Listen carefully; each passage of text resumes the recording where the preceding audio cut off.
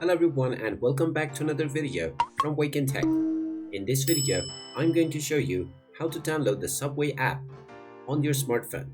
So let's get started right away. First of all, depending on whether you use iOS or Android, open up the Google Play Store or the iOS App Store. And once you open up the application, simply tap on the search box. And then within the search box, go ahead and type in Subway food. You will then find the official application for Subway within the Google Play Store, so go ahead and tap on the install button once you find the application. Once you tap on this, the download and installation of the Subway app will begin on your device. Just wait for a while until the installation is complete, and once the installation is done and you see the open button, you can go ahead and tap on it to open up the Subway app. And once you open it up, you can proceed with logging into your existing account or signing up and creating a new account to proceed with using the Subway app to order food. And there you have it.